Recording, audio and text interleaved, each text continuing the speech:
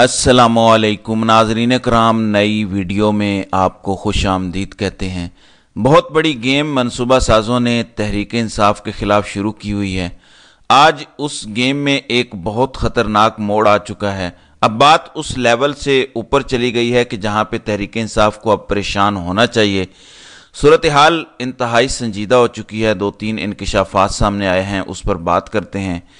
मनसूबा साज तहरीक इंसाफ को खामोश कराने के लिए कौन कौन सी चालें चल रहे हैं, जबकि अमेरिका में जो हेयरिंग हुई है इसकी इन्हें कितनी तकलीफ पहुंची है वो भी आपको दिखाता हूं। लेकिन जो सबसे ज़्यादा तशवीशनाक बात सामने आई है वो नाज़रीन कराम शेर अफजल मरवत की एक ट्वीट है, जिसमें उन्होंने एक जानब यह दावा किया कि पीटीआई के पंजाब में 40 MPS तोड़ लिए गए हैं, जबकि दूसरा उन्होंने बज़ाहिर शाहिद अफरीदी के हवाले से तहरीक इंसाफ के सोशल मीडिया के लोगों को पैगाम देने की कोशिश की है कि शाहिद अफरीदी के खिलाफ बात ना करें।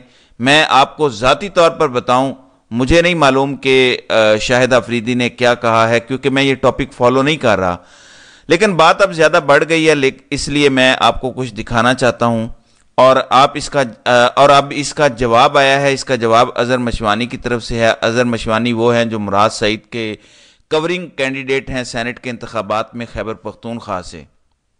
यानी ये हाईली लाइकली है कि वो तहरीक इंसाफ के 2-3 जो टोटल मुल्क में सेनेटर बन सकते हैं उनमें से एक सेनेटर बनेंगे।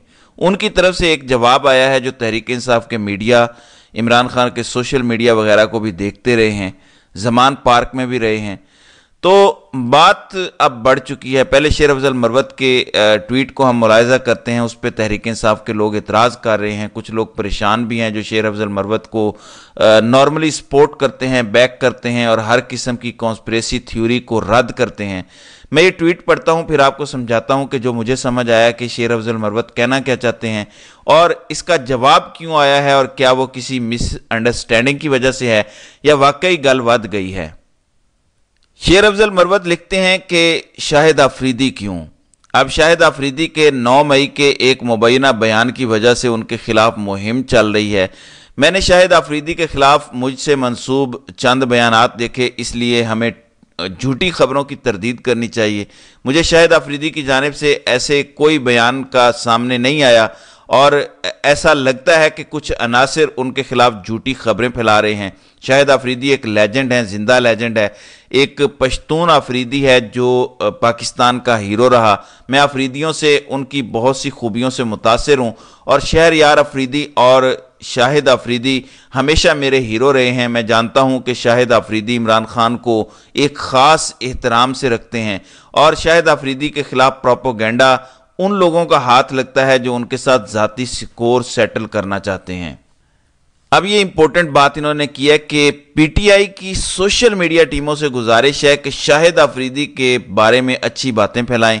हमें मुस्तकबिल में पीटीआई के प्लेटफॉर्म से होने वाले झूठे प्रोपोगेंडे पर भी तेजी से रद्द अमल जाहिर करने की ज़रूरत है। अफराद के खिलाफ बदनीयती पर मबनी मुहिम में इस तरह की नादानिस्ता शिरकत को हमेशा जल्द अज जल्द रोक दिया जाना चाहिए। ज़ाती तौर पर तस्दीक करता हूँ कि शाहिद अफरीदी के खिलाफ मुहिम झूठी और फजूल है और मुझे इस पर दिली अफसोस है। इसमें जो पॉइंट की नाज़रीन कराम बात की गई है वो ये है कि हमें मुस्तकबिल में पीटीआई के प्लेटफॉर्म से होने वाले झूठे प्रोपोगेंडे पर भी तेज़ी से रद्द अमल जाहिर करने की ज़रूरत है। अब इसके 2 मानी हो सकते हैं। पहले हम जवाब पढ़ते हैं जो दिया गया है। इसका जवाब अज़हर मशवानी की तरफ से दिया गया है, वो मैं पढ़कर सुनाता हूँ। लिखते हैं कि मरवत साहिब, आपका ये जुमला इंतहाई काबिल मज़म्मत है और फौरी तौर पर डिलीट करना चाहिए। अब ये तहरीक इंसाफ के अंदर के लोग हैं जो अपनी लड़ाई बाहर लड़ रहे हैं।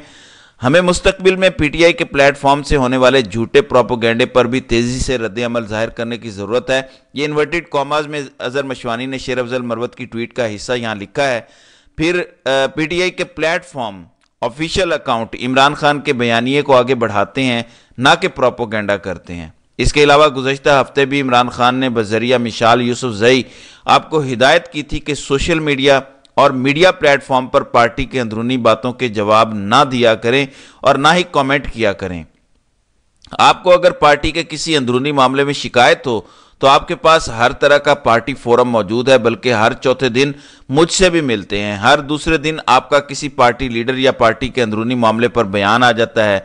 جس سے سوشل میڈیا پر ہمارے سپورٹرز کی توجہ عمران خان سمیت اہم موضوعات سے ہٹ جاتی ہے اور مختلف آراء والے گروپس آپس میں لڑنا شروع کر دیتے ہیں.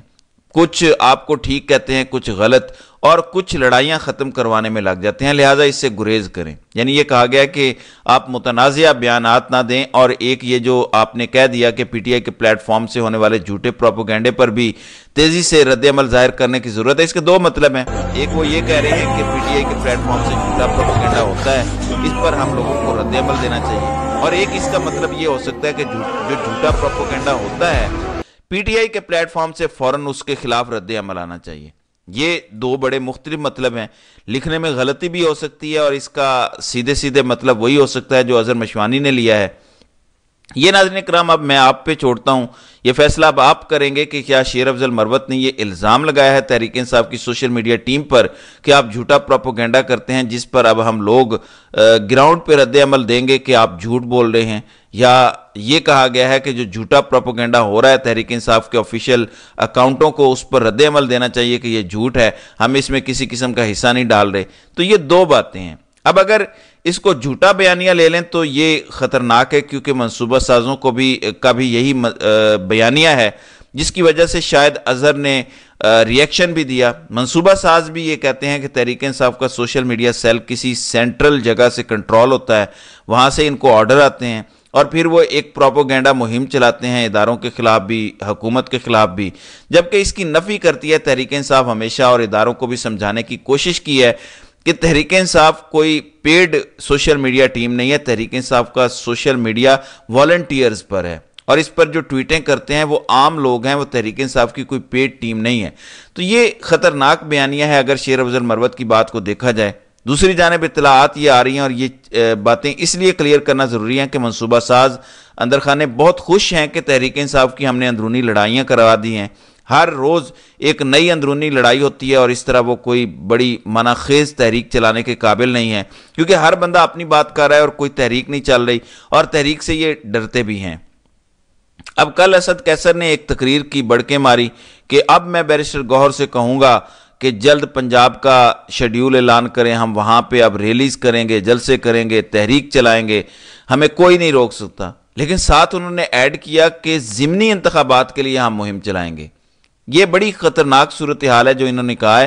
اگر آپ اپنے مینڈیٹ کو بھول کے، فارم 45 اور 47 کے ڈاکے کو بھول کے صرف ضمنی انتخابات پر مہم چلانے کی بات کریں گے تو یاد رکھیں کہ کمپنی سرکار نے آپ کو یہی کہا ہے کہ بس اس نظام کو چلنے دو، آگے جیسے ہو رہا ہے وہ ہونے دو، سب کچھ قبول کر لو.